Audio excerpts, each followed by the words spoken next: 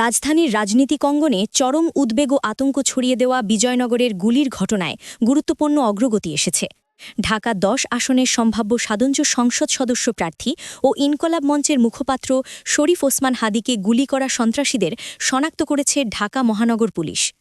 যে কোনো সময় তাদের গ্রেপ্তার করা হতে পারে বলে জানিয়েছেন ডিএমপি কমিশনার শেখ মোহাম্মদ সাজ্জাদ আলী। শুক্রবার রাত ১২টার দিকে গণমাধ্যমকে দেওয়া এক বক্তব্যে ডিএমপি কমিশনার বলেন, হাদির উপর হামলায় জড়িত সন্ত্রাসীদের পরিচয় ইতোমধ্যে নিশ্চিত করা হয়েছে। তাদের গ্রেপ্তারে পুলিশ সর্বোচ্চ গুরুত্ব দিয়ে কাজ করছে। অভিযান চলমান রয়েছে এবং খুব শীঘ্রই দোষীদের আইনের আওতায় আনা সম্ভব হবে বলে তিনি আশাবাদ ব্যক্ত করেন।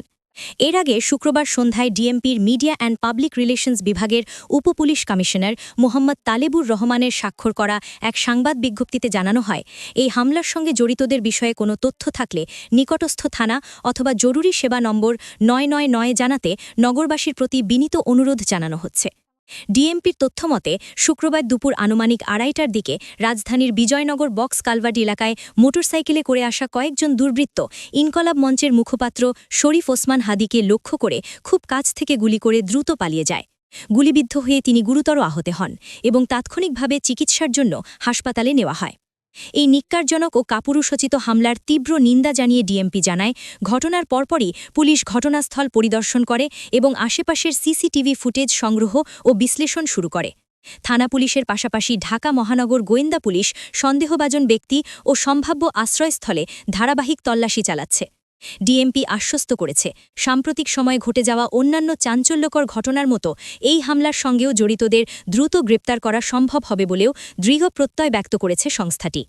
উল্লেখ্য, শুক্রবার দুপুর ২টা ১৫ দিকে রাজধানীর বিজয়নগর পানির ট্যাঙ্কির সামনে রিকশায় করে যাওয়ার সময় ওসমান হাদিকে লক্ষ্য করে দুই দুর্বৃত্ত মোটরসাইকেল থেকে খুব কাছ থেকে গুলি চালায়। গুরুতর অবস্থায় তাকে প্রথমে ঢাকা মেডিকেল কলেজ হাসপাতালের জরুরি বিভাগে নেওয়া হয়।